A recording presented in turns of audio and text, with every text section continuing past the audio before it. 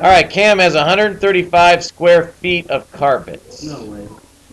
Now, to cover the floor of his college dorm, Cam knows that the room is square.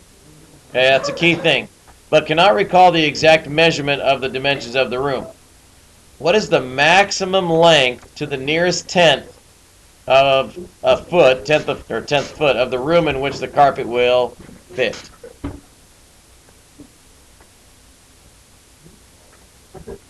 Daniel, please come up here. All your stuff too. Bring all your stuff. All right, so what we need to do first is draw a square, because he's got a college dorm room and the room is a square. So let's draw that first. Fill that white so that it's not. All right, now inside the area of a square is side squared. That's an S there. So S, S, S on all four sides, right? So what he's got 134 or 135 square feet. So he's got the area of 135. What he wants to know is what each side could be. What's the longest it could be for the carpet to still fit in his room? So we want to put S squared here. So he has the A. The A is the 135 and equals S squared. So how do we solve for S? We take the square root of both sides. So you're going to get S equals, and when you take the square root of 135, it says round it to the nearest 10. Well, it's 11.618. So what would I round that to if I want to round it to the nearest 10? Yeah, it'd be 11.6. Now the important thing there is on the SchoolNet assignments, a lot of them are going to be asking you to either round it to the nearest 10th or the nearest 100th or whatever. So you're going to have to know where the 10th is, where the 100th is, and all that stuff. So 11.6 is what you'd want to round that to. That's the 10th. One number past the decimal. All right, a couple vocabulary, and then we just have a few to solve. So the square root of a number.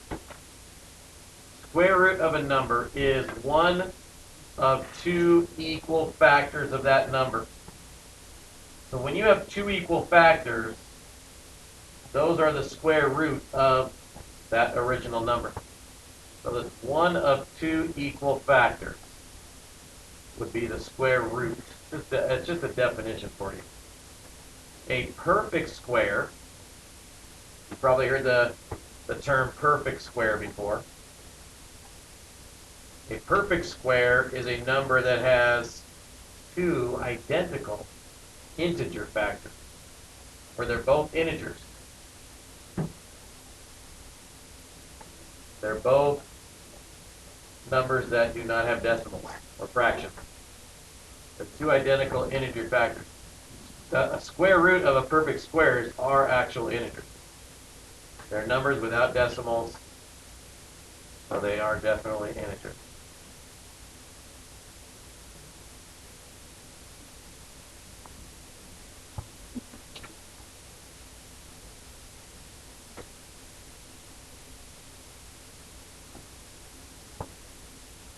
All right, ready to just simplify a bunch of them? And again, this is a review of your Algebra 1 and Algebra 2, but we want to make sure we know how to simplify radicals. So the next few units are going to have square roots in them. And we need to know how to use and manipulate the square roots. So let's get to the first couple of examples. First one says, between what two integers is each square root? So the square root of 53, it's between 7 and 8. Why? 7 squared is 49, and 8 squared 64, and 53 is between those two. Now, give us a good estimate on radical 53. About 7.5. Is it halfway between 49 and 64? It's probably closer to 7 than it is to 8, isn't it? Probably about 7.3. 7.2.5, 7.3, somewhere in that area. All right, what about 175? Between 13 and 14. 13 squared, 169. 14 squared, 196. 175 is much closer to 169 than it is to 196. So you're probably looking at about 13.2, I would say, somewhere in that area. I think you figured it out. 13.2 is pretty close then. Okay, a radical expression is not simplified if it contains a perfect square as a factor. If you can take a perfect square out, you should take a perfect square out. The square root of 147 does have a perfect square in it. It has a perfect square of 49. Not sure if you realize that, but 49 times 3 is 147. And 49 is a perfect square. Why is 49 a perfect square? Because 7 times 7, right? They're both whole numbers. So you could take out a 7 here and then have radical 3 next to it. That would be simplifying the radical. With Pythagorean theorem, you're going to need to do that. You're going to need to be able to break the radicals down. What about 180? We'll do the x and the y in a minute. What about 180? Okay, we could start with 9 and 20. Radical 9 and radical 20. But we could still break something out of the 20. Probably 4 and 5. So I've got a 3. I've got a 2. And I've got a radical 5. So what's 3 times 2? 6. So what could I have taken out of 180 instead of the 9 and the 20? What would have been a better one? 36, yeah, because 6 times 6, 36. That would have probably been a little bit better. It would have been less work if I would have taken out a 36. 36 times 5. Now, I'm not putting the 5 inside yet because I want to do the x's and y's. So we've got x to the 4th, square root of x to the 4th, and we've got the square root of y cubed. Is either of those a perfect square? Yeah. X to the 4th is. So what is the square root of x to the 4th? So that's just going to come outside. There's just going to put an x squared next to it. So that's going to cancel each other out. That right there you could say is x squared times x squared. So x squared is your perfect square. Now y cubed though is not. We have to break that down into a y squared times a y. Now y squared is a perfect square. That's going to come out as a y, and inside your y is going to stay inside, and so is this 5. So you're going to get a 5y on the inside. Well, that would be that one right there. Now what about 12,600? Take out 100. You know it ends with 2 zeros. So it's going to be radical 100 times radical 126. Now, you might have to break down it some more, but at least you got 100 to come out. 126 does have a perfect square. It's a 9. 9 comes out of there. Any idea what 9 times what is 126? 14 is right, yes. So let's see, what's the radical 100? That's 10, radical 9, 3, so that's going to be 30, and then radical 14. 14 is not, you have no perfect squares that can come out of 14. So 30 radical 14 is your answer for that. Good to go? Okay, like terms. Put a connector bar between these. Connect all of them because they're like terms. It's just like having 2x minus 6x. That'd give you a negative 4x. Here it's going to give you a negative 4 radical 15. You're just combining like terms. Plus 3 radical 15. So you're going to get negative 1 radical 15, or just negative radical 15, same thing. So that would be just combining like terms. Now these are not like terms. We have to leave them as is, but we might be able to break them down. With 180, I think we already did break down earlier. We did 9 and 20, but what was a better one? 36 was better. So let's do 36 and 5. So what would be my reduced fraction, or reduced radical here? 6 radical 5. Now let's see if maybe we can get a like term if we can get a radical 5 out of the second one. Does 5 go into 320? How many times? 64. That's perfect, because that's a perfect square. Square root of 64 is 8 radical 5. So now you can just combine your like terms. Connect them together, 8 radical 5 and 6 radical 5. 14 radical 5 is right. So that would be the top part there.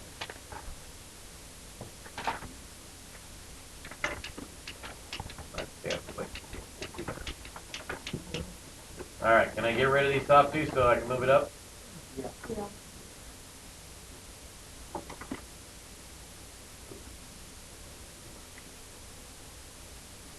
All right.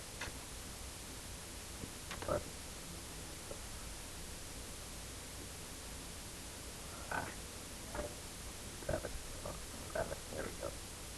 Okay, multiplying radicals. You know how to multiply two radicals? What would I just do to those two? Put them together inside. You got radical with 5 times 45. 225. So, think about this. I have two radicals. When you're multiplying them, you can make it under one big radical when you multiply them together. Is 225 a perfect square? No. Yes, it is. It's 15 times 15 is 225. So 2 times 15, your answer for that one's 30. That was a quick one. Now, probably the most important one on the notes is letter B here. When we're going to do a lot of them where you have a radical on the bottom and you have to get rid of it. It's called rationalizing the denominator, meaning making it rational, because right now it's not rational. What do we call radical 2? What kind of number is that called? Irrational. And you can't have an irrational number on the bottom. You know why? Just like you can't have a 0 on the bottom. But you can't have an irrational number because you don't know exactly what its value is. Because it never ends and it never repeats. So yeah, you could say it's about 1.4 radical 2. It's about 1.4. But it keeps going forever. It never stops and it never repeats. So you don't really know its true value, so you can't have it on the bottom. So how do we get rid of it when it's on the bottom? Multiply top and bottom by radical 2. What is radical 2 over radical 2 anyway? 1. So you're keeping the value the same. You're not changing the value. So on top, you're going to get a radical 6. On the bottom, you're going to get a radical 4. So you're going to get radical 6 over 2, and that's as far as you could go. Can't reduce the 6 and 2 because one's in a radical and one's not. Now I want you to see one more thing from this one. When I multiplied radical 2 times radical 2, what was my final answer? 2. So if I had radical x times radical x, you're going to get x. Radical 10 times radical 10, you're going to get 10. Okay, so when you multiply the same radical, that number comes out. Giving you that heads up. All right, letter C. First step I want you to see is that we could take these two separate radicals and make it one radical. I'm going to put 11x cubed y over 12x to the 4th y. Now the reason I would do this is because now I can cross out some y's and x's. Because now there's just a single fraction here. So I can cross out my y's. X to the 3rd, I'm going to take 3 x's off the top. I'm going to take 3 x's off the bottom, but that still leaves me with an x on the bottom. So really what I've got is a radical 11 on top and a radical 12x on the bottom. Now I would suggest to you guys to break down this 12 first. So I would do radical 11 over, and this right here would be radical 4 times radical 3x. And so you're going to get 2 radical 3x. Now can you get rid of the radical from the bottom? Multiply by radical 3x. You're going to get radical 33x on top. And what's going to be on the bottom? Think about it. I got a 2 times the radical 3x times the radical 3x. And you get 6x. Because what is radical 3x times radical 3x? 3x times 2 is 6x. So you got to get 6x there. Okay, so that was the end of the bottom of that front. Okay, I want you to try number 1. See what you get. Don't look on the board until you get your answer. Try number 1, see what you get. Don't look up on the board and see if you're right until you finish. Then check it out. If you missed it, you can fix it. Put it on the back.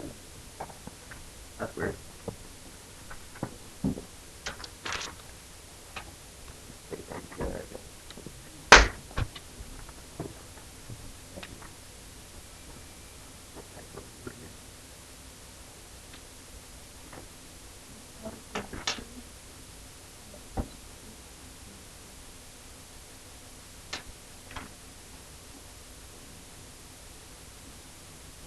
Okay, so try number 1, see what you get.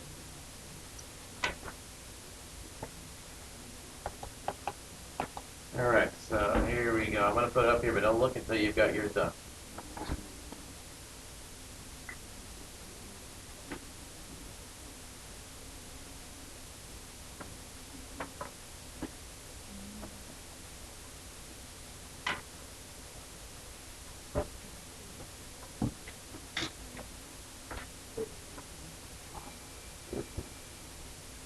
Okay, so you got the 5a squared on the outside, right?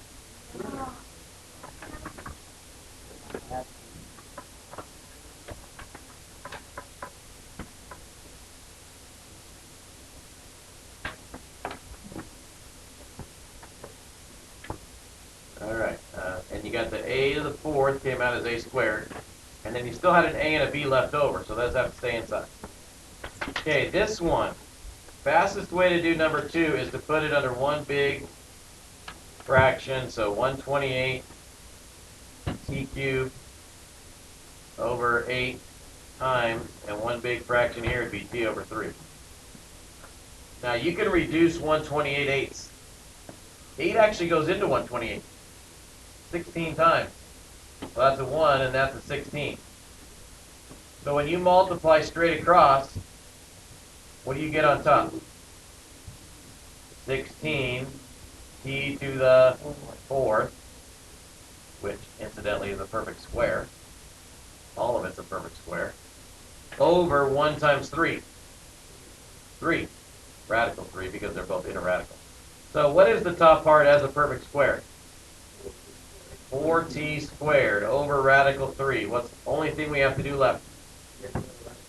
Yep, get rid of that radical on the bottom. That's all you got to do that's left. So you're going to get 4t squared radical 3 over 3, and that would be it. So if you put that one under a big fraction and then we're able to reduce it, it would make things go a lot faster. If you try to multiply across first and then do other stuff, it's going to take longer. All right, let's see if we can find like terms here. Right now they're not. 72, 18, 98 different terms. But we maybe can take things out. What can come out of 72, the biggest number? Biggest perfect square. 9, there's a bigger number. What was it? 36 times 2. So you're going to get radical 36 times radical 2, and you have a 14. What is the square root of 36? 6. And what's 14 times 6? 84. Radical 2. Let's do 18 now. What can we take out of 18? Okay, 9. 9 and 2. And you still have this negative 3 right here. So what's negative 3 times positive 3, because that's what radical 9 is. Negative 3 times 3. Negative 9, and then radical 2. So that's a like term. That's good. What about 98? Can we make 98 into a radical 2? What's 98 cut in half? 49, yes. So let's see, 49 would be 7 radical 2 plus 7 radical 2. They're all like terms. 82 minus 9 is 75. Plus 7 more, back up to 82. 82 radical 2. 82 radical 2 for that one. All right, and last but not least, we got two more that were solved here. You good there, or do you need more time?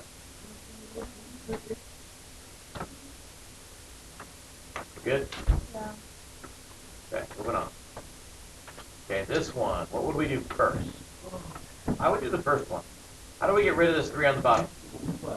Yeah, just multiply by radical 3. So you get 18 radical 3 on top, and you get a 3 on the bottom. Because radical 3 times radical 3 is 3. And can you reduce 18 thirds since they're both on the outside? Yep, 6 over 1. So technically, you just have 6 radical 3. 75. What do we break that into? 25 and 3. So what would be my reduced? 5 radical 3. Good, and it's also a like term. So 6 radical 3 plus 5 radical 3, 11 radical 3. Okay, the last one's a bit tricky. You want to try it on your own for a second, or do you want me to just do it? Okay, try it. It's a bit tricky. See what you got. See if you got this. Let's see who the champions are here. Give you a second to try it. The reason I say it's tricky is because it's got a times and a plus. Got a times and a plus in there. Got a little bit of both. See if you can figure out how that works. That's a challenge. Throwing that out. Throwing down the challenge. Maybe I'll give a Kit Kat to the first one that gets it right. Oh, you guys don't need candy. You guys had candy already now. Halloween candy, you don't need more, do you? More the merrier. The more the merrier? Yeah. You have an answer? What?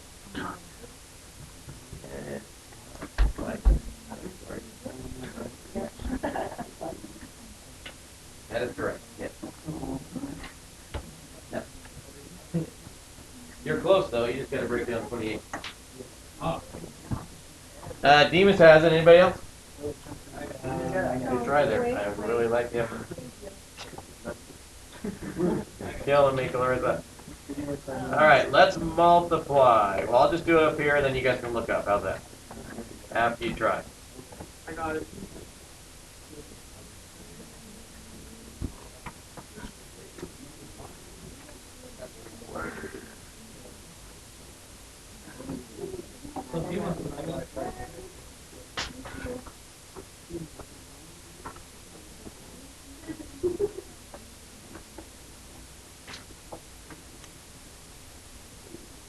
Not quite. You're close. Gotta break down the 28.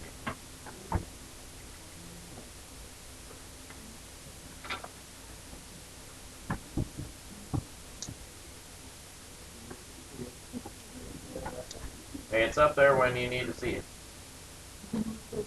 It's there. The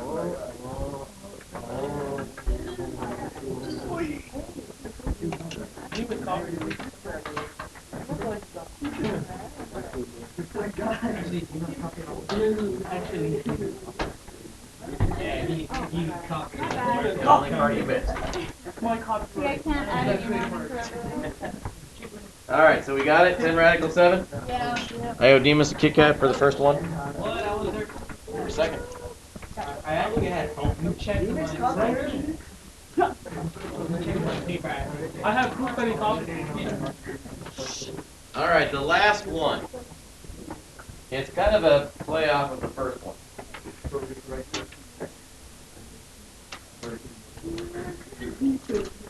All right, let me get rid of these top two. Am I good? Can I get rid of them? Everybody's got them? All right, let's move this one up. Kind of a play off the first one, except the picture's a little different. the picture has a square with a smaller square taken out of it. So it's got like a small piece where there's a duct, like an air duct for an air conditioner or heater in the floor. Usually you might see in like cabins and stuff. Sometimes they have the duct on the floor. So he's got carpet that's 124 square feet. And he's got a square room, but he's got an air duct in here. And it's 2 by 2. What they want you to do is to take away the 4 square feet from the 124. So you got he's got 124 square feet, and you don't need the whole 124 for this piece, right? Is what they're saying. What I would do is I would just forget about this piece. If I'm putting in carpet that's got that piece in it, I would just put the whole carpet out. Get the whole square, get it ready, and then just cut that little piece out and put it in. I really wouldn't worry about subtracting this, putting this in there. If you've got a little duct in the floor like that, I wouldn't do that. So what I would do is I'd just take my 124, and you get your 124 equals S squared, just like we did on the first one. And I would square root both sides, and I would get S equals, and it's going to be about 11.1 feet on each side, and that would cover the whole room. So I would, to me personally, wouldn't worry as much about that, but he could probably, add some to that 124, subtract some from that 124, and get a little bit different number. So that's what I would use. Hold on. All right.